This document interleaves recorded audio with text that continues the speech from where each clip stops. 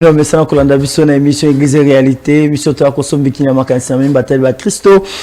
Merci, la confiance, vous avez Pesabiso chaque fois. Tu as qu'à prendre à côté fait là, na émission Église et Réalité, vous avez qu'on a biso na Kinshasa, na Brazzaville, na États-Unis, na Angola, na Belgique, France, partout. Bon, ndima biso, sans que tu mettes à porte, banda qu'on a bino nzambe, apambola bino, merci na DG Peter Tiani. L'excellence est dans la simplicité, l'intelligence non exploitée. C'est une lamboka et salé là, nzambe apambola. La confiance, aux aliko pesa et pas un abisso pour la kosombi qui n'a pas cancer bandeko na émission Église et Réalité. Merci na équipe technique Momboza Okambabiso Mokomelo, réveil coupe na la caméra. Emmanuel Mwamba, félicitations. Désormais, Mokonzi à l'équipe même du chef. Félicitations Nayo, merci. Na pas ça mouton collé na assistance Nayo, na bande Robas Borolanda Biso Nzambe apambola bino le 30 avril 2025 ndeto kosukisa émission Église et Réalité, il y a moi et Lelo. Et lobby toroko tamarambo ya sika pour ali mo ya sika tozali biso mokote o mesano boyebi émission za remission ba règlement des comptes ezali remède au biso to sombe kinaka bongo makanisi et miso bo publier kana ba réseaux sociaux ngai mnaka o filmer ngote ngape mna publier biso tozoka ngo pona koyeba soki ezali sikisiki ngebene na makomi santo o mesano tozaka biso mokote tozana mo bien moko na to sombe kinaka makanisi kasi moko malo tozo na sema ko ba moko ya basali ya nzambo elanga tata ali bongo ko est vrai na quartier salon la commune à Lemba na ecclesia famille royale au bisika akamba kezali bongo les prophètes les futurs apôtres Fire monaki akufaya de tozana eto so mikema kanti moko maelo susu azongel biso ya zambeli mbeli ba Denis le semi balé bimi ako ba vérité belé ndenge ni akondima makambo bat banda akondima te seki ba pasteur mingi batera biso mabe le to na ba CG asika. Shalom et bienvenue notre manzano. Shalom papa John. Bonne santé. Santé malam. Voilà, santé malam, tout ça non rétrospective dans l'émission tout ça qui me communique bat babi vérité les kiomi oza verdict. Est-ce que vous avez fait un moussali en Zambé ou bien vous avez fait un Zamba pour nayote? On dit biloko bat bandi marate. Au moment que Yesu na Bible ba place en vérité, je vous l'ai dit. Je vous l'ai dit. Mais la Bible est bengaye chemin, vérité et la vie. Donc au moment que vérité eza qualité ma kaso Yesu azaki dango mais ce qui a commis ma place mususu amoni que place au bout talango ka boete a insisté que ça du tout vérité pour surtout na Yesu bongo ya kalezaki lokuta poni a commission en vérité donc ngolo ba ke musala nzambe faut atambola na vérité mais ça ba vérité mususu il faut qu'on insister sur yango en vérité donc bosolo ezana biso donc ndeto obetali matono na ba vérité mususu o boteaka biso mabe yo komi ko recadrer yango donc ezana ngo mabete ngana teaka ngo mabete bino ba pasteur ba ba yakali boso na landa makambalo bate mais ngana oloba ngo mbala moko vérité. OK yo so ba mo vérité alors yambo to kota na kata sujet na biso ozali moto na nzambe na esiko ozali ozamwana obutam na salongo obutam na lemba botam na lemba salongo okoli na lemba otangi na lemba obali na lemba ozo vivre na lemba lemba na bino yango et otambola bo ndengeni. Bon les problèmes c'est que ville ezana nous n'a pas problème ebele déjà le fait que na lobarelo komoko ville ya Kinshasa et raté ascension nango pour na retour ya Kinshasa la belle par Kinshasa la poubelle la belle et raté ascension nango na retour. OK donc c'est ndenge zalaka yo o affirmer lo nanga mena na ndenge mususu ngako na mesana ko loba mabete ya ona lobi malamu yo lobi Kinshasa la poubelle donc attend na lobi so que retour ya Kinshasa la belle c'est-à-dire elonga na poubelle elonga la belle et ascension nango e raté kaka na buzoba ya pamba namba polémique namba zoua ya pamba na refus à temps o ba parti moko boye ezalaki nango au parti biso to pesi confiance pour na ko tika pe ko patienter kozela komona musala oyo l'inde moi bana lemba et surtout moi na salongo Gentini Ngobila abanda ikosala. Et je vous dis que ceux qui sont patient na confiance oyo na comprendre tout ceux qui batbalobi gouvernement ont changé il faut que tout le monde la batunio so ceux qui sont patient il y a patience au Tozaki n'ont pas chef de l'État le président Tshisekedi et patience on a peut-être na Kinshasa a continuer na Gentini mais aujourd'hui Tozana à Kinshasa label et ça les retourne et puis je crois que Lemba il nga ozala elo mususu je crois que dans les jours qui viennent dans le cadre d'activité nanga monko o nazo préparer Lemba debout c'est une activité spirituelle oyo Lemba debout côté spiritualité là Lemba debout donc c'est-à-dire n'a ko invité basali ya Nzambe ya Lemba o baza ba papa ba moboko baza confirmé et pour baya ko sambelela après un message de social on a côté mais pour baya ko sambelela ba médecin nyonso na batu nyonso catégorie giri et nyonso ya o ya ba domaine nyonso o bazo mata na ko na Lemba politicien et tout ça la musique oui je crois que c'est parmi la force oyo les sénateurs Gentini Ngobila zo soutenir albike étant que moi na Lemba salongo azana besoin pe ya ba prière mais ozo beta cette mingi na oitali sénateur Gentini Ngobila Mbaka mais tant ozala ki na pouvoir ba initiative lokola oezala ki te les lois ali sous-souté pensez-vous que ekosala mamalam. Je crois que Lelo, nayoki ba te belé, je jour passé dans l'année qui le pasteur Godempoyi, dans l'année qui l'ex vice-gouverneur Jekoko, namoni bato wana ndenge bazo louer Gentini. Ah, Godempoyi azo louer Gentini. Oui. Na Jekoko.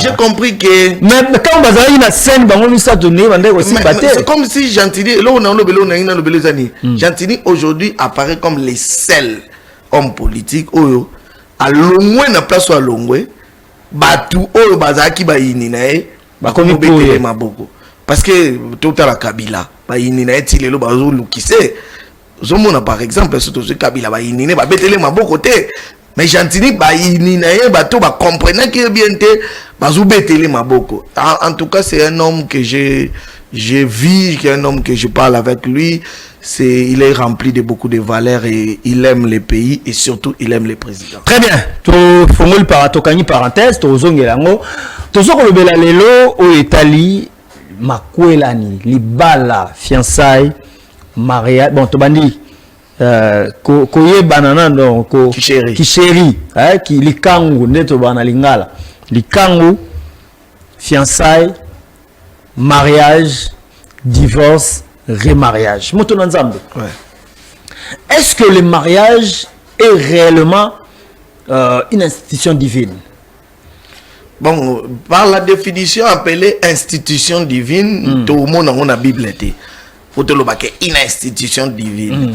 Mais tout le monde a la Bible, tant que la Bible est bandée, na li solo la Bible et ça li ke batumi bale basangana yango to croire que mariage eza eloko o Bible ezondima pe ezo respecter yango. Alors est-ce que moi si ya vie to mobali ya vie ya mutu azalaka koloba moi si ya vie na mobali ya vie ya mutu directement clairement eza kozala compliqué parce que ce que lobi moi si ya vie il faut loba classe à vie il faut loba kozala docteur à vie il faut loba kozala président à vie pour le papa Joseph Kabila les lois sénateurs ceux qui est par exemple la profession qui est la président à vie au moment qui est destiné à être la président de éviter mais les lois comme sénateur à vie tant à banda obotama aime ça qui n'est qu'autant relation internationale combien moi si à vie c'est des trop. Au moins ça vie c'est des trop. C'est la vie c'est des trop. Moi si on nzamba pesinga. OK, moi so nzamba pesio. Alors, yebisa biso. Ndenge nini koyeba ke o aza mwasi na yo nzamba pesio to mobali nzamba pesio. Osu longtemps bo na fiançailles wana okoyeba ndenge nini kotinda bino tiboke kobalana. Soki na lobi mwasi nzamba pesinga.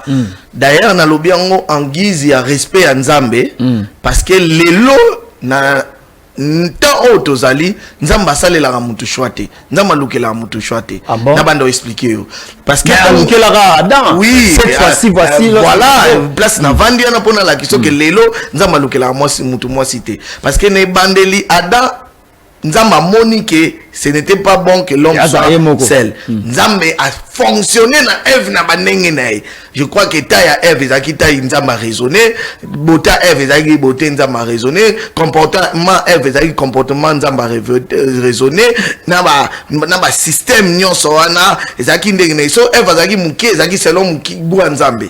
Alors aja PC Ève ni Adam. Maintenant Adam tali luli genre ngoyo tout ça andimi a sepeli. Mais après quelques temps, à ce pela qui n'a apparence physique, maintenant avant Ève a mis ses erreurs bongo apparence intérieure, oyo memaki bango na lisumu, tant nzamba ye a tuni Adam nini yoka Adam ebisi nzapi. C'est la femme que tu m'as donné. Omoni nena ebisi. Donc c'est les deux aussi alobi que yo mto pesa nga mwasi yo. Depuis jour wana nzamba changer langage. Yoka langage nzambe lobi. Maintenant lobi l'homme qui cherche une femme qui trouve une femme trouve le bonheur. Donc c'est-à-dire la minute na yesu na mwasi opé sauter. Na minute comme si ko luka ozui bonheur na yo moko omemeli nzamba approuvé. Très bien. Sikoyo mwasi na mobali balingani na ki fiancé ki makango. Pas mwasi mobali abi mendenge za boye ngana ko tiko boye te mais avant ngana yo penza to lingana makasi na kenyo na libala il faut na yeba yo. Est-ce que ko yeba mwasi ko yeba na nzoto yambo ete bobalana ezali sumu ezape ba catégorie ya koyeba ke mwasi malamu to mwasi mabe. Bon, premièrement zala verdict bande ko be ba c'est pas na franchise na yo loba na bosolo na lobi na bosolo ne nazo continuer loba na bosolo tout en gardant les valeurs spirituelles que j'ai. Je pense pas que qu'on moi si avant le mariage ils ont une obligation kaka ya ko yebaye ou bien ya ko mekaye pour na obelo na deux choses. Je parle nazo épinglé pe déjà époque ana ya ko lingana kisheri na ya fiançailles. Première des choses on a lobelo za ke tolia biloko yo toyoka ngo goûter mais bato ba mekango avant tu vas pas servir biso ba make-up ça va a make-up qui bien ouais bilo bu mais tant la pèse biso to lié to biso ça bien te tant to biso peke mungu eleki ye mo pas bien na make-up mungu meki omoni donc c'est à dire que le baké ko meka ezaka preuve te que vous allez bien pour na ko make-up ko bima bien na ko make-up mais lobi pe baby nango pourquoi ko beba parce que avant mariage, tout le monde a un caractère très fort qui développe, qu'on appelle l'hypocrisie. Okay. C'est-à-dire quoi? Moi, je suis déjà à Salaranine. La hypocrisie, quand jour, moi, qu'on a, à que vous avez une tactique, nous, sur TikTok. Abimisez le en okajuana. Tant on met qui paye pour monique. Maïnda. Mais si vous lobby, bola la année chaque jour. Bola la année chaque jour na bakanda tant azonga siko ye siko ondo mona ke TikTok nde mutu esala kio donc yo petango ya okomelele biloko wana nyo sa Lubumbashi etindi katanga boyoma biloko tindi tindo chele na ebi ona zaki jeune na ebi bankoro na ebi biloko wana nyo so oya ba jeune wana na ebi ona zaki jeune donc c'est à dire que biloko wana nyo so pour peso ça on va mettre pasteur Mélanie ngo soit maladie. Bible lobby est un bilongo nature est un bilongo épais soit en maladie mais ngande tinga la mela ngote po na belité na charge là bien soit en maladie bien aimé quand même si tu es en Christ comment c'est que tu pries Dieu pour ça par rapport à la guérison il n'a pas encore donné s'il faut aller dans le vas-y. Très bien. Alors, Tinate Komeka. Changer le côté parce que ça va bien kosoka na komeka na ba kosa. OK. Tout le belasco makambotali libala. Lelo pasteur, moi c'est mobile babalani. Ne bandel balingana ki makasi. O talobi o penza. O so muninga ma wakufi, mususu pa Rolanda. Mais ba ko balana comportement bazali na ngona ki fiancé za obana on nda côté nini nde etinda kabongo déjà ton sous message qui libanda wana balia ka ton sous na semaine ba rola ta 4 5 fois rolia mais ba vendre moi ba mettre ba 2 3 mois déjà na yebisa ki on est bandeli réponse à ma classe c'est ça que na ki chéri na fiançailles et na faculté moko oyo ba partenaire ba développer ma classe faculté na ba bengango hypocrisie donc c'est à dire que moi tant bo lia wana avant bo balana nazo bisa bato nyonso baza ba chéri lelo moni nyonso bo sala ngo sous l'emballage de l'hypocrisie parce que so bo sisi na pese ka so to boya nga mais mutam tazongi na ndaku oyebi kutu te kutu po apeso aya na $100 wana po bolia emso a défi siko na kati ndoko libala olinga o defate donc bola lanzala pas mémo place au gros mémo na isa amemio parce que ayebi que seule place où il faut bozala na il faut ka memao mais si on a libala des choses en place à mémo api nous on a basi muso zaki tanto zaki libala zaki restaurant mais zaki place on vend des athées il faut pas loukat mais si on besoin place on vend des abo foutre en $500 si on besoin loukani pourquoi na so boké sou mbongo donc ils a lokwa bo matiti 700 donc c'est pour dire que quand on entre au mariage j'ai toujours donné cette notion. Parmi les choses qu'il faut bannir avant d'entrer dans le mariage, ça s'appelle les attentes. Ok. Les attentes. Donc, il ne faut pas aller dans les mariages avec les attentes. Trop souvent, les mariages déçoivent plusieurs attentes. Très bien.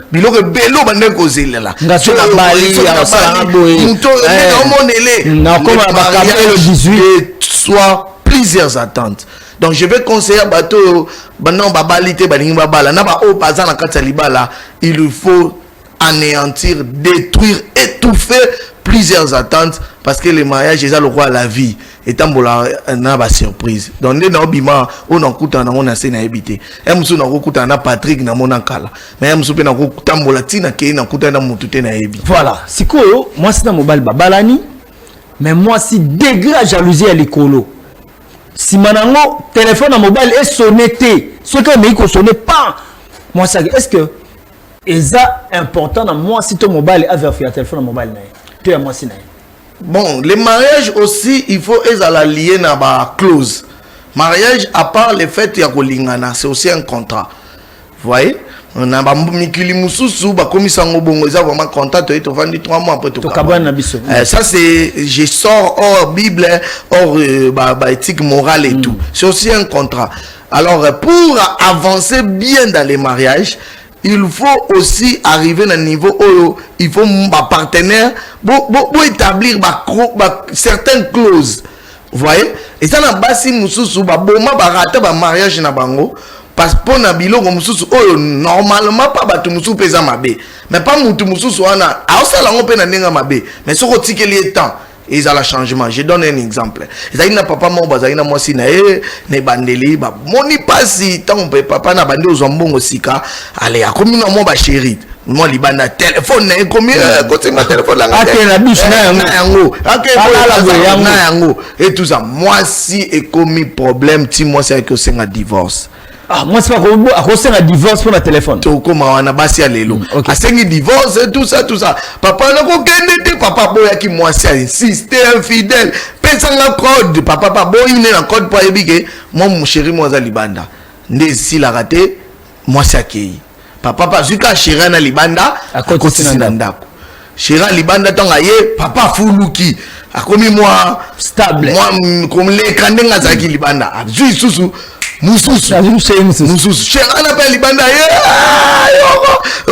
téléphone moi ça n'a raison pas accueilli sous divorce sous ayo sous o libanda misatu akena ndako papa fulu ki akomi mama na patron so o libanda misatu tanga ye atiki papa sko libre téléphone non papa sko ba chéri papa yo sala peke ah j'ai eu moi maladie mon roboué maman nda quoi soutenir tout ça ceux qui va baigner le téléphone attends ça maladie papa chéri na zo a PC téléphone non décodé et nini boy papa tanga yo bima na kati malade alobi ah moi soyo na daki na maladie akoka ko stresser nga na ba chéri na kati ça c'est papa ekotika basi non ça banda zu décision tant azui décision atikali na oya misatu nde oya misatu lelo atie na kati héritage atie na makambo nyonso donc solo be azate ye akengela bana na basi nyonso omoni ke na ba clause oyo ya misatu aya respecter clause ya dimension ya vie ya oyo tout en continuant de prier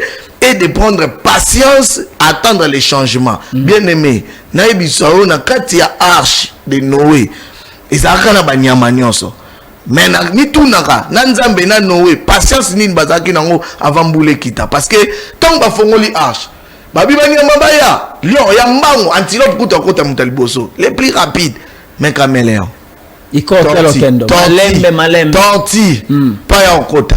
Donc ezana mobali mususu mwasi oza mwasi libala déjà balio déjà vanitio na ndako déjà zuyo yeba ke ezana ba biloko mususu o ezaki lié na hypocrisie ne tango ekobima po esila sois le quoi torture kota na arche prier et sois patient. Très bien. Ba maman bo bengana papa surtout na mwasi na yo bozaka na koyoka na téléphone na yo ndeko ma deuxième chérie na yo maman poli ko mona téléphone na mobile sonné te onde o kata matungulu o tala téléphone na mobile mais onde o kata matungulu ma miso bandi ko bima yo éviter yango po batela libala. Alors nini ndeza ko semer lelo ba di to e divorce OK na ba tribunal pasteur ko kamawa mo tala mosta mobile modèle balingana ka bakoki jamais kokoma na niveau o nini ndezo sema ba divorce lelo ebele incompréhension na kolemba lelo tous les mariages est comme le mariage de deux personnes incompris parce que lelo mutu na mutu azozwa libanda na facilité moto kokota na mariage tokoti mariage ya sœur Noëlla. Maintenant, c'est un côté na kata mariage. TikTok a yebi ba femme maman nanyo, ba maman nanyo nyoso, ba maman nanyo. C'est man Noëlla comme yoka, a comme ozwa. Conseil nyoso on a c'est man Noëlla comme ola. Ngape koto yo papa nanyo na comme ozwa, na comme ozwa. Tant to yebi sumbale. Et oyo créer ça une compréhension yo ka ki boyete créer ça ki boyete ngala linga boyete ngala komo linga boye ngala komi boye et compréhension na tango et kokoma journalier chaque jour c'est-à-dire les compréhensions ya kana berrer mutu ana soit pour eza causer parce que ozo mona berrer bon pas mutu et cause ya infidélité et cause ya kanda et cause ya masanga et cause ya manière à se comporter et cause ya ba camarade mais na suka batu ba lembana kanga na lobaka que cause de divorce à makasi eza incompréhension na ko lembana c'est-à-dire que na lembi na nga olekisi na kenai et comme makamanino mais soko vandi quand on vandi no mona batu musu moni ba mariage on nyonso monaka eza 750 de mariage ko kanzate za mariage de paix eza ka ba mariage batu baboya ko lemba na lemba te na zanao. Voilà, alors les matin na zana yo biso ma mitune za mwa mingi to ko tuna yo penzo oza mokambi ya famille royale. Donc likambo etale mabala eza pa makambo yo osolola nango bien na ba ndimi na église yango lo to longo longa na église to memi yango na etando ke. Est-ce que papa ndako pena ndako ne ya libala akokipe ko sokola basani akokipe ko lamba akokipe ko sokola bas SV ya mwasi na SV na li sous-vêtement ko sokola ngo na lobelelo komoko na loba pe vérité pe bo solo eza que ndé na lobelelo na kata mariage il faut hormis les principes établis les clauses ya mariage donc oyo kuta papa muso sokola basani mais bien na mwasi ne bayoka na bongo. Ozomona par exemple lettre na ba poto mais na ba valeur bilok hormis les clauses il faut plutôt accompagner ce qu'on appelle les valeurs culturelles. Ouais, les valeurs culturelles et éducatives. Et donc ezan bilok mususu ata bolingani nini papa ko sala ngote au nom des valeurs culturelles. Au nom de l'amour, non, mais l'amour là, il faut épaisser sa valeur culturelle peu poids. Ozomona, et ça le là, toi qui es dans mariage, mon bébé, tu es dans ndako mon bébé, tu comme la place mon bébé, liboso bateau. Pour moi si ozaka na mbongo, obe ozaka nini, obi ke ngane na signer loko pour ngam na zaka na mbongo na ndako. Mon valeur culturelle les a bongoté. Ils a papa ne malgré ça na mbongo na. Ata yo bo ebi ke loko ils a biloko nanga mais comme so papa zawana obimise moi moi liboso pour oyebi que ça valeur culturelle la culture na biso eza bongo donc ndeti wana papa kosokola ba SV wana te na valeur culturelle les a raté kosokola ba sanité na valeur culturelle les a raté soit au sali au babengaka qui fair play na ndenga bolingo na fair play ça c'est ça biloko wana il faut ezanga raté il faut na nemo ko papa la muki sali moi sinon fair play et cause ba sanité on sali lo mo boka ya bien mais na ndenge ya norme en termes de principe kosokola te papa voilà sikoyo bobalani na bino bovandi quand nous te koloba wa nyonso ezali na moi deux hypocrisie mo ba batamaka mon moi si to mobala za hypocrite na kati ndako libala ako changer mbala mao te moi si to mobala te ba mbale ba ça ils automatique ils automatique ba on changer kaka na kati ndako changer kaka na kati ndako libala alors ça arrive des fois au mona moi si babali na mobali ba si mobali nga mo seka ameka kité al sali pe lo côté mais quand ndako libala moi ça ça mo seka te na tawana mobali divorcé toi vanda nae. Bon, question et réponse dans le réel. Et ça réponse il y a dépendance, même Bible peut ça dépendance quelque part. Alors on a ici on appelle si dépendance boba manga mabanga. Mais malgré eux, le ça c'est la dépendance boba manga mabanga parce que sur la Bible ils ont le en cas de fidélité, l'homme peut chasser sa femme. Donc c'est-à-dire et peut s'il y a possibilité. On dit Bible l'obité que l'homme doit au monde est obligé donc maninga lo manini et na minute on a somo babi paix il ngolo bani et dépend na siko na appréciation individuelle donc neti na question aux autres nanga ils ont une réponse nango et dépend na siko na prestation individuelle parce que déjà la carte il y a des mensonges donc déjà et comme ce dépend mon toana ye moko asa animation ezayinga na olimbisa pour nini parce que na oloba secret nyonso ezazela malili so côté na kata libumu koma ka moto et lo wana te ezaki ndeni ni kuzaka c'est bien na moi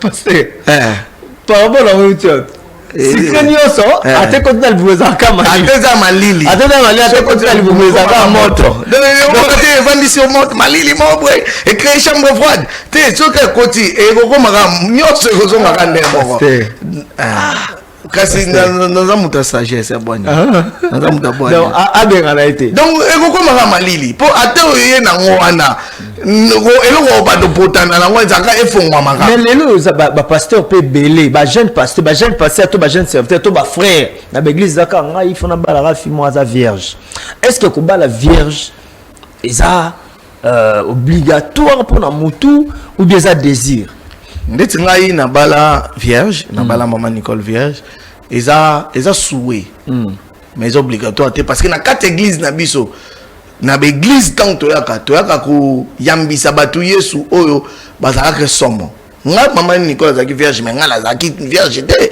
yeba ko luka mobala ya chaste nga compliqué nga au monde question to bito vanda se wa bazo wana nga na obala payete ozomona donc mais so ba frère wana mo ndeti ba bi ba frère ko ba bino boye boza botikala za chaste te mais yo ka pasteur botikala za chaste mais boza na ba obligation moko nga il faut ka moi si vierge bo oyo bebisaka yango na beza souhait mais lelo na église na ko benga yo frère Liana Bikoko parce que bon sœur ndumbo to bongo limutema a commissaire en Christ nouvelle créature je m'excuse les choses anciennes sont passées attends pour ça libalate donc ils ont concept mongo très erroné au to go développer même pas l'église to go même pas ko chango na mutu donc so pasteur oki frère azana iloko na mutu bengaye azoka tse ba sœur libala bete bigoko mais lelo ils appellent na ba interdit belé côté na ba église il y a un pasteur balingana na sœur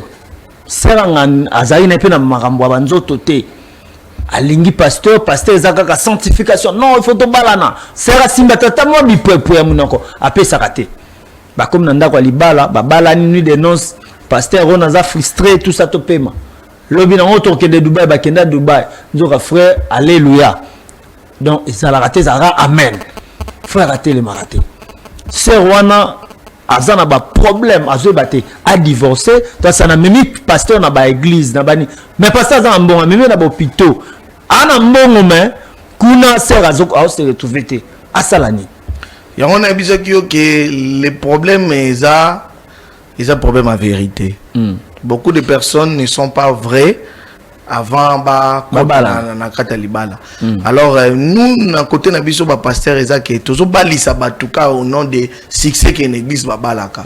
Mais on prend pas le temps de parler au couple avant le mariage. Ndeti nga na église nanga o nyoso za na posa obala atoza na église nanga te soko za na posa obala na moi sinon viens me chercher parce que je commence par un moment d'encadrement tout solo là. Au parrainé peut déjà Ebele. OK. Na au solo là, to bandi au solo là, to solo li et puis na bandi ko sala ba conversation séparée. Na solo na mobali séparé, na solo na moi si séparé. Na tuni mobali biloko ya préféré que ngala lobele la et pas moi si. Na tuni pe moi si biloko ya préféré que ngala lobele la et pas moi si. Et puis na lobeli bango pe biloko na préféré que il faut na lobango bango bali bazala mais moi mobali a lobate pour na ebi ke mobali okoka ko lobate. Et puis na tuni bango sikoyo na koma na phase oyo biloko yo kakina oyo ki est-ce que linga keto bo avancer. Donc il faut pas avoir décision et avancer à part bolingo devant moi. Après qu'il y aura certaines choses, quand bien même il y aura certaines hypocrisies. Après cela, tu comptes en phase où en phase de délivrance. Aux alandoki, aux alandokité, aux pasteur, aux pasteur. Avant au bal nangana choma beaucoup. Il faut qu'on les gagne délivrance. On prend le temps de prier, délivrance. On les attaque au quoi y a tout bimse démon. Mais on prie pour vous, on prend le temps de prier et au jour de la remise de la dot. Boutouana tous en nuit de prière. Tout sambeli et puis tout que prière ne tu avancer na biloko mususu. Alors ceux qui déjà église ils ont encadré ba couple vers la vérité, le temps de conversation, le temps eba. Ils ont ba biloko amike to détecter kaka. Donc ceux qui to ba évoluer nango na kati kuna to découvrir nango comme déjà to détecter qui to za siko na passion moko boya oyeba comment bien. Alors si on a problème le là oyo sera salani dans un temps na continuité à solution nzambe na minganga et c'est après beaucoup de temps nous devons déterminer un nzamba sali auto salité parce que na yebi biloko mususu na yebi couple mo bezaki couple de pasteurs. Je parle pas de couple de païens, couple de pasteurs. Couple na babalani après 8 ans bazo botate. Abotate makelele comme makamwebele barobotate mais en attendant c'était vraiment des intercesseurs batwa lukanzam. Alors tant kabwani après 2 ans mobali akeli abali moi c'est mususu moi c'est abala quitté ma commune na moi chérie na et je vous dis que ba couple wana babota mobali moi c'est aboti na janvier mobali moi si na yaboti na mars. Donc au accueil à Boti au côté accueil à Boti. Alors je me dis que est-ce que ce qui va patienter qui mouké pendant pas botate un mususu bilo mususu nzamba prévoir épreuve na bino à 10 ans mais beaucoup na 8e année bo craquer. Pasteur prophète Fire Mwanakiako lelo yo moi sina mobile babalani n'habite sur ezamabe babalani ba comme na kati anda kwa libala baza na incompatibilité mona baza na électrophorèse il y a incompatible siko na incompatibilité wana basa ndaka bwana to ba continuer mona tom su ba bota ba SS ba AS ba S ko dominer ba sala ki ba examen te ba test est-ce que c'est important dans la couple sur ba bal avant ba balana ba sala ba biloko wana nyos ngana l'église ngana autoriser ngote na kutana pe na kama mutu mo ya uta na église mususu abi pasteur na bango obligé ngoti ba boya na pe ba kenda ponga na loba ke avant ba koko na biso ba mama na biso électrophorèse examen les akate da ba salate ba sambela to continuer quand les procédures to ça va changer mais a changer te ne papa na ngana lobelo réponse mon na souka mais permettre ngana lobango siko par rapport à l'électrophorèse abi ke eloko to changer nzambete. Il faut que na mokili ba SS il faut bazala kaka na mokili il faut ba couple mususu ti ba okufa batika ba botate donc c'est-à-dire que tant yeso yaki eza batu batika la pe bakoka eza batu pe batika la pe ba aveugle donc eza batu ti yeso ya moi jeune fille na ata sambeli ndeni en balate. Et ça, mibali, tiye sokoya ta sambende ni a obalate. Et ça, un couple tié sur le tiba au koufa, botate. C'est-à-dire quoi? Dans le monde avec Dieu, on aura tous les cas. Tous les cas existera jusqu'à la fin. Donc, ça va comme Moussousou, coupe panzanate.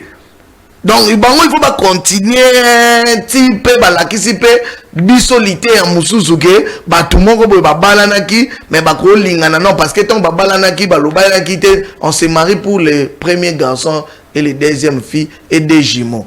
Nalibala mutumote balobango. Nalibala mutumote batuna pour les 2 enfants et les 8 enfants. Nalibala mutumote batuna ngo. Nibala mutumote ba raisonner que voiture ekoya. Moi na libala za bénédiction le roi lopangu mais yesu kwa za bénédiction majeure pe bénédiction continuité. Déjà mutumote tomba bala na balbeke to bala na pona ndako Gombe. Azate mutumote to bala po boto na mwana kitoko likosi. Boto bala na biso mibale pour les meilleurs pour les meilleurs nazuyo pour na vie nanga nazuyo pour na vie banate. Mais le comment na kamba show ba parrain na nda ko za parrain malamu est-ce que ça va na mbongo o la kenda poto to pasteur déjà ceux qui ont pas na famille royale na lobanga non concept parrain to zongo wapi parce que ça concept mongo za biblique té. OK. Alors concept wana parrain to adopter na éducation religieuse catholique. Qu'est-ce qui se faisait?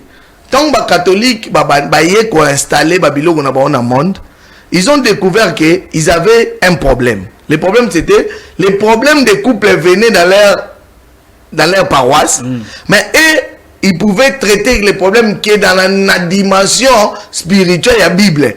On va comprendre que ça n'a pas de problème sous il faut que l'expérience est traitée en haut. Voilà. Alors on va une expérience voilà pourquoi l'intelligence n'a pas établir ce qu'on appelle les parrainages. C'est-à-dire que si on va conseiller, tout le monde va continuer à ça la musala. Mais moi je me dis qu'aujourd'hui et comme habit il faut rappeler la parrain comme habit alors dans l'église les parrains de l'église c'est les pasteurs donc pour musala mais ça na parrain moko tellement ina mbongo ebele ba fiel na ba balani abalisi bango ba ina mbongo te sikoyo ya kozwa ndako en attendant parrain bengisi bango bapesi bango chambre na ndako na bango. Allez, yoza papa, parents za papa. Alors comme ko bimana mwana o ya parrainé. Yangwana ba biona na lobaka, ngana ba couple na lobaka. Et parrain père ko za na comportement. Normalement à cause de la comportement. Parrainé bango comme parrainé père. Mais nini ko commissaire comportement na. Ezake mariage nyonso oyo zwa parrainage nango. On met tomba ba parrain, on net yo ceux qui par exemple Monsieur Peter Tiania bien ça parrain na yo ya makamwa communication. Et il ngolo bani bitumba na yo za bitumba na. C'est ça le parrainage. Je vous prends en charge et spirituel et physique et mignon. Yango lelo comment ba sponsor ba za ba parenté. Ozomona. Si ba parent ba o ba te que tant bozu couple mo robo. Ba na bitumba divorce. Ce qui esprit de divorce lukeli bango mo ni pesa okeli. Et ya pa na yango e peso parent envoûtement comme bimana mwana robi mobile na kangie ale banzani. Alors tika charge wana, bo tika charge wana ka papa na bango milimo ba continuer ka kozwa bango en charge ya osala makambo na bango. Voilà, mutuna oyo na lingo za la sincère. Bible lobi na biso soki mwasi na mobali babalani soki loba kabwani moko mso esengeli abala kaka timu komuninga mso akokufa Bible nde lobi yango mais le so totali na milieu ba pasteur ba divorce zo sala mama kasi bomona pasteur abali atiki mama pasteur wana kufina nute mama pasteur pa ki abali abumba pasteur pa kufina nute alors bazo respecter makomami ya Bible ou bien ezala on est fêté. Comme on le dit dans la vraie, dans la toujours vrai. Oui. Na kolobango na deux volets. Premier volet na biso Papa John. Bible wana soto bito bandolandela nyonso sikoyo. Ato bengi nani aya ato la musi pap. Mutu nyonso akokate. Lola to zala nango a cause ya kokoka biso te. Mais lola to zala nango a cause ngolo. Et ils ont un aspect mosusu na lo le kokango kaka uzala infaillible. Et ba aspect wana et loko e ko sauver biso na ba aspect wana et uzaka ngolo. So ngolu te to ko kakte na aspect mususu ko kenda ngoti na suka. Alors moi je me dis que to komisa batu Yesu te. To komisa batu Yesu te à cause de la Bible. Parce que muta ko ka Bible mobimba yaka Yesu. Tu moni pa balate avana na ye azane normal. Mais ba humain ozomona. Yeba que c'est compliqué. Mais moi je vis des gens oyo azaki pasteur avani na moi Simon Roboye bakabwani ayo zui si mususu mais tant avani na moi c'est na mususu. Aujourd'hui so tali via pasteur ana tali pasteur wana obeteli mamba. Afoloki. Un homme intègre, bien soigné, pas dans des bavures. Ngala lobaka mabe koma mabe so ezana mabe. C'est-à-dire que na kati ono komi lelo boaki oyo tiki oyo ba pasteur musu bazana ba 4e mariage. Occupé na prière au Sambeli. Ata berere rango. Je peux dire que na premier choix nazaki par exemple un bébé spirituel ngala bali on a OK 9e année de mariage. Imaginez ce qu'on attend dans nazaki pasteur té nazaki bébé spirituel et d'autres problèmes aussi avec les pasteurs ça la nine. Quand on fait des choix de mariage, on fait des choix aussi sans tenir compte des responsabilités de notre appel. Par exemple, quand on a nazo linga moi si nazaki tata une idée té comme pasteur.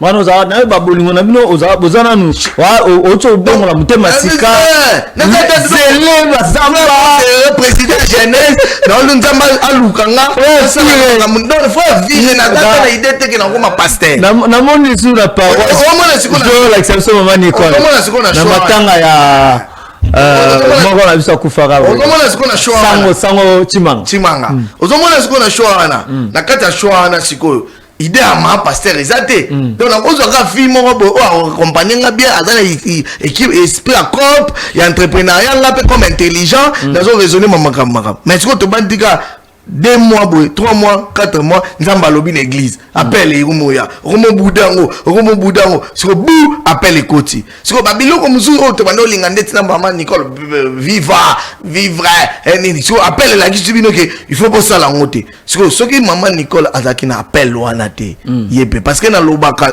quelque chose na olekisa ngote il y a une chose oyo et faire rater plusieurs pasteurs na ba couple na bango ezaki babala babasi oyo bazala na concept oté na lobaka être femme d'un pasteur c'est aussi un appel.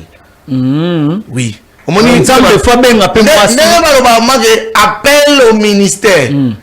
Ils appellent na appel à être femme d'un pasteur. Je me souviens ya to lobela en long et large. C'est il faut ça vraiment appel mais là moi pasteur moko boa bien. Je suis ça.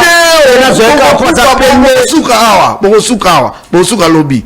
Et ça appelle maman, il faut vraiment un appel. Parce que derrière l'homme de Dieu et derrière l'église, derrière tout ce qui est derrière l'homme de Dieu, parce que l'homme de Dieu devant lui c'est Dieu. Mais derrière lui, il y a beaucoup de problèmes, beaucoup de choses. Mais à côté de lui, c'est toi, cette femme-là. Donc ce qui est hôtel liboso mais kumba pasteur compé ayo so hôtel liboso boni nzambe na bino ne makamba osala mais so baluki na sima omoni bandumba église omoni ba papa malade église omoni banane ce ko bango ba se belé ba oyebele bon zela nan mo okumisi pe moi sino mingi awa est-ce que ndoza fait pour na mon église no salon on a ozape na basera bien pe bayaka na église maman pasteur dans zuate un jeune boy Zoua neti loba ebisenga lo mo boy na sepela na ngo nese niko ozoa abisenga bi Zoua nini na ebise ozoa ezaka lo mo boy na bosani na mbeto apa ebisenga bi abinza mekuta za Zoua donc Zoua eza normal ça la robe Zoua nza mekuta ke bana c'est wana na mone clair ezala rapport neti batloka ba biso boy yo imaginer ba serre il faut sepelat. Il faut se payer là. Mais si vous avez une mère à Zate, il faut appeler, il faut appeler. Il y a un encadrement, il y a un bénéfice. Il y a un église. Donc, appel nae. On m'a dit appel nae bandimi. Il n'y a pas appel nae za yo. OK, d'accord. Donc, il faut bongo la remonter chaque jour. Moi, si un maman pasteur aza amnae maman pasteur amnae za pasteur. Très bien. Maman pasteur et za pasteur. Alors pasteur baboya na mwasi na ye pasteur asaleli bible baokende lelo ba 12 13 ans baboyana mwasi pa kenda ça mais pasteur atikala ye moko. So je me demande est-ce que pasteur ayoka nzala ya kolia pasteur ayoka pe mukusa kwa ndisiko posa ya kozala na mama na mbeto pasteur ayoka te pendant 12 ans avant ni na yango na biso yo ke bino wa pasteur bilo musu kana yo bino wa pasteur bilo musu tong bible lobaki yango emona ba mineji pa lelo te emona lobi bilo musu tong bible lobaki yango emona ba mineji pa lelo te omoni ba mama nzambala wana nyonso omoni nde série bible lobaki mama ba chaka fo de tete ba nde bible lobaki makambo mais réalité lelo omoni soki nazui bible na ke ote en États-Unis omoni makambo na loba na États-Unis par rapport à bible il faut s'appeler adapter selon culture américaine parce que vous sumuka na ndo zabwe omoni c'est moi palati miniji po o mi pende te koloba te me komona mais loko ba kopekisa mutu te na mokili eza mutatala na mutakanisa alula te kolula ce que komi omoni bible epo ya ni la convoitise eza ni eza péché du cœur mais la bible epo ya péché des yeux te omoni miso sumuki na miso etalaka miso omoni kande na vandebo mais mutu ma pe bi o nzoto so once ko komi ko convoitise pour des cœurs ce que yo za so moni bongo lo no miso na otala nga muso chebo na tali na otalo na otalo pe na ba dévoler na otalo pona la soki oza mabe na omona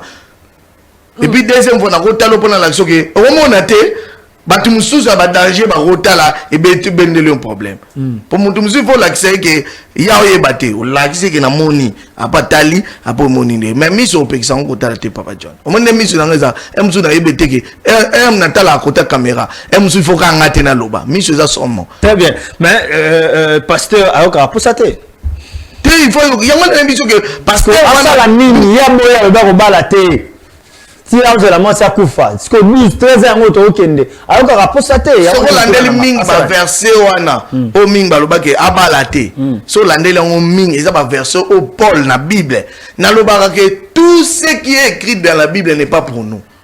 Oh oui pour na banani na expliquer premièrement la Bible eza biloko eza ka pour na Israël, c'est pas pour l'église. Oui, la Bible est un biloko ezaka pour Israël, c'est pas pour l'église. C'est la bisoté ba nation. C'est Israël. Deuxièmement, la Bible est un biloko eza asoué à Paul lié mon en tant que apôtre peut-être il y a église à Philadelphie ou bien église à Compassion ou bien à famille royale. Omoni, si on appelle le na bando komba. La Bible babi ke na baki sa verset pesa melinga na loba makambo za lié na loba makambo za lié na miniship dans la Bible eza biloko musu Paul abi moi Paul siko yo moni ngwana selon ye yango moni ke atikala ka o souhaiter naza la concept mo bo na o développer on a mikolo ya concept ne za ke les mariages pas n'importe quel jeune, c'est-à-dire pour na souhait nanga je pense que il y a ezana âge moko mutu fo bala âge wana ekoza la tena à 30 ans. Ah, c'est tout. Mais comment va coco? Il faut bala jeune est compliqué. Obo ta déjà banana yo bala jeune est compliqué papa. Tout na ba jeune et belé ba bala ba ebiso vérité. Ko bala jeune est compliqué. Na au développement on comment livre vraiment sur yango et ko sunga batebele. Très bien. Pour dire que Paul Scolobi, il faut que les jeunes se marient. C'est lui Paul. Il selon idée nae. Mais quand on a tali société na biso lelo, natali ba mbeba, pona tika ka mariage sacré. Na bi que mieux vaut msala ba mbeba no wana ba ki jeunesse mais so koti mariage. Comment désacraliser mariage té? Ozomona. Alors mieux vaut tu vas pas la âge mon bras colis ba passion mon ba mike et ça est sous-souté et ça va protéger. Merci beaucoup prophète Fire Mwanaki Akumokambe ya Ecclesia famille royale tosombi kinya makansina mambo tali kokwela na nani nde sengeli ya bala libala il faut tambola ndenge nini sengeli ko sama na kati ya libala. En tout cas ozaki bénédiction pour na biso to pousa na iko kero na suka émission tozonga na be vitre ba pesa biso image moko ya pasteur, un jeune pasteur, athée arabien, il est aussi célibataire, pasteur Moïse Mbie et Tozonga pour la continuité à l'émission. C'est parti. Je ne sais pas le bourgmestre, pourquoi il a accepté, je dis bien le bourgmestre parce que c'est lui. Pourquoi on nous met un parking devant l'église de grands camions. Depuis un temps, il y a des grands camions devant l'église. Le soir, c'est devenu un lieu de prostituées. Les bourgmestres voient ça. Selon ce que j'apprends, c'est lui qui permet ça. Il y a des prostituées. Chaque soir, 19h, tu verras là, devant l'église. Ils se cachent derrière les camions. Il y a des chégués qui commencent à dormir là. On a dépensé de l'argent pour paver ces lieux-là, pour sécuriser, pour mettre la lumière. Et si c'est la commune qui vient remettre les désordres, on ne sait pas où on est. Après ils vont dire, Moïse il parle. À un moment on doit parler. Écoutez, c'est le croisement du boulevard Lumumba et Sendwe, et le monsieur en fait un parking. Dans aucun pays ça peut se faire. Il y a des camions, c'est devenu comme Matadi Kibala là-bas. Je pense qu'il faut qu'il y ait des autorités qui comprennent les choses. Est-ce qu'il faut aller voir les gouverneurs pour ça? On n'a pas besoin de ça. Quand Dieu t'élève, c'est pour veiller sur des choses comme ça. Si moi je parle pas, personne ne va parler. Voilà pourquoi je parle. Merci Waneza, Pasteur Moïse. Tolandi Bisonabino. Ba déclaration à Kosala. Liboso église à Lobi Bandumba. À Lobi même, à cité même bourgmestre y a limité. Bourgmestre limité. Ezali Bongo, Maman Nathalie Alamba Feza. Bazako Kambali Mete Mobimba. Zalokola représentant ya président de la République, to ya gouverneur Nalimete. Une fois, Namona ministre provincial actuel, il y a transport, bah ça va tourner mon corps na Boba Miso, si je me trompe pas na kombo na e. Nazalaka sur place na maman bourgmestre, to tambola na limité tili boso église à Moïse Mbiye. Ba kanga batami tukawana. Oh ba chami tuka pembeni za liboso église teza pembeni église, c'est liboso église te pour église na ce ba chami tuka liboso la ba ba bimarati libanda. Mais les Congolais, comme comité a suivi les alakaté, tout ça, chaque jour ils ont revenir dans la ville. Beaucoup mestre était. Maman, beaucoup mestre a salaki musala nae, a tambusi na ministre des transports pour na kolongo la ba taxi wana ba ekendara peut-être na ville. Mais pasteur Moïse, peut-être il est mal informé. Alors place on les a croisés à boulevard. Et comme le roi Matadi Kibala, baza Matadi Kibala, baza banyama, baza batute. Et ça, on a dit mebele à l'église, n'est pas sur la Matadi Kibala. Donc, ce qui a parti à l'héros, battu à Matadi Kibala, vous savez, la rana betel, vous qui n'a souté pas lobby. Et comme le nom Matadi Kibala, ils ont le wali félo. C'est l'on va dire, naï. Pour tout à l'heure, les mamans quoi, tu évites tant que nara stade, ce qu'ils appellent maman, bourgmestre, m'tatindara na stade. Le Karakuna, ce qui est alors pourquoi les qualités alors image. Une entrée satanique. Habits blancs et flammes rouges est la tenue d'entrée des danseurs de Moïse Mbiyi, qui d'après plusieurs médias a été jugé satanique hier dimanche 19 mai 2024 lors de son méga concert au stade des Martyrs de la Pentecôte. Pour certaines personnes interviewées sur leur impression concernant le spectacle du pasteur de l'église Cité Bethel, il considère cette entrée en podium avec des flammes éternelles comme étant un symbole satanique, à l'image de la Statue de la Liberté aux États-Unis d'Amérique. Déjà jugée plusieurs fois avec ses clips considérés comme sataniques et l'affaire Gage, cette entrée en scène au stade des Martyrs est vue comme une arrivée occultiste. Flamme rouge, robe blanche.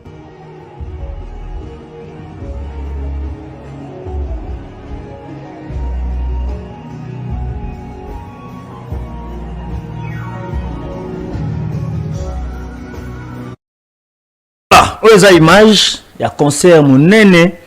Bon, on a évité les concert chrétien pour concert chrétien cause à la beauté, concert banda na prière té, ba théâtre, malamo ba spectacle.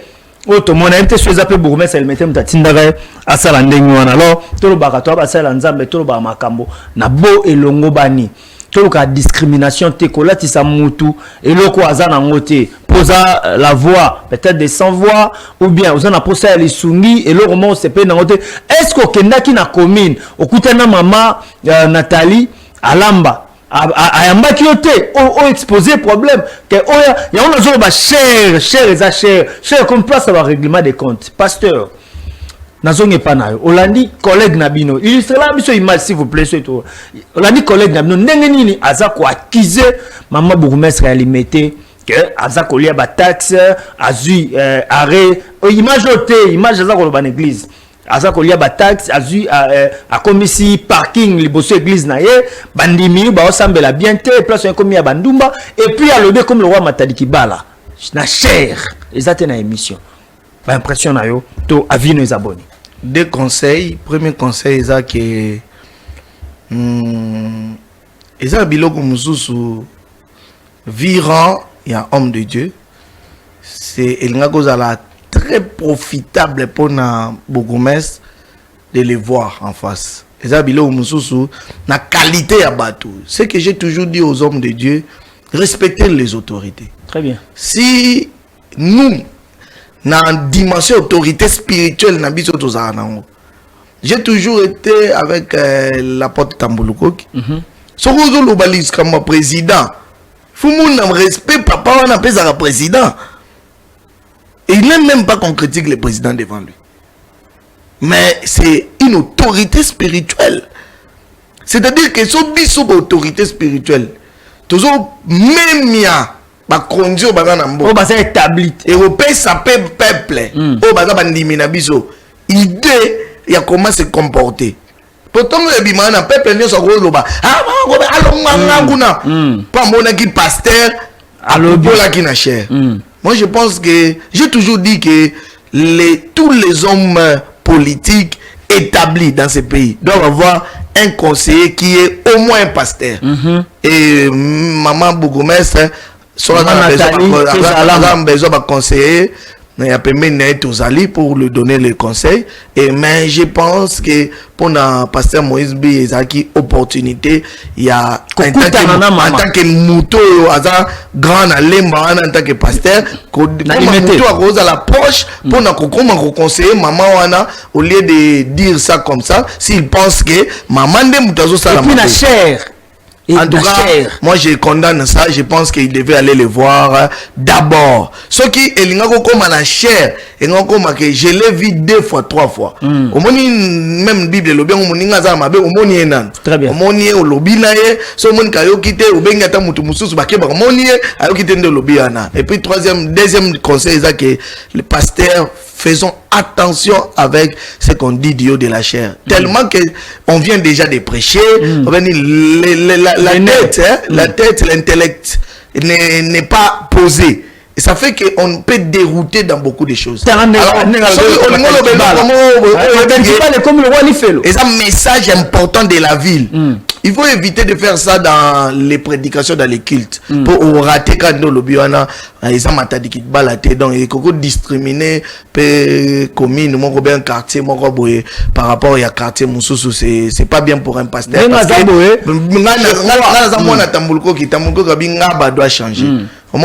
Un homme de Dieu doit d'abord changer de milliers, influencer les milliers, et non traiter un millier comme si c'est un millier qui va rester comme ça et qui restera comme ça. Très bien, merci beaucoup. Bandeko Bolanda Bisso de partout. Tu fongoli téléphone na Bisso pour prendre quelques messages et puis na quelques appels. Ezanga frère Richard depuis Kinkole, Nzambe apambola, Mosali Nzambe asungi ngai makasi, Mosali très sage. Merci. Ndeko depuis Kinkole nde akomelio. Merci Ndeko. Salut okomika sali apamba to ebite lingelo banini voilà. Tozoa 2 ou appel moko pour te conclure. Alors l'homme de Dieu to komi presque na suka ya émission na biso na bandeko nyonso balandi biso conseil nini okoko pesa bango na bato mabala et komi na suka ba komi même liboso ya ba juge pour bakata libala peut-être na makambo elongo banité ozebisa bango nini na osenga bino libala na benga ngoza chemin non retour comme déjà bokenda ki bo préféré ko katate mariage étant comme une alliance, toute alliance quand tu au casse en haut, et ça aura toujours une répercussion grave. Je félicite la sincérité du garant de la nation, le président de la République.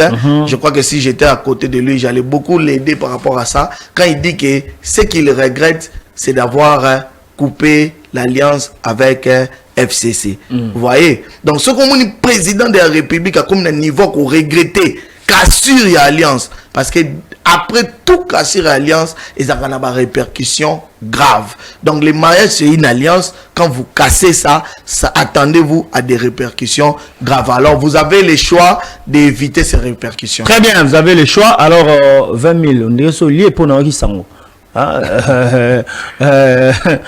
Honorable Gentini Ngobila, pour un message, moi, quoi, tout notre pasteur a joué déjà 20 000. Non, na émission que 20 000 wana papa tout une question. Papa vous mona 20 000 wana na émission que na koya na koleka na émission. Moni 20 000 wana na koleka na émission et yeba ko za na part. Donc na koleka na émission. On a pas mis senga ndenge na ngai honorable Gentini Ngobila.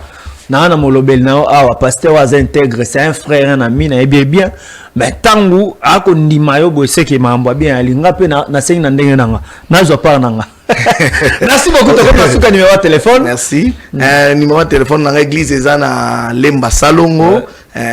Avenue est derrière l'église des prophètes de Dokamba.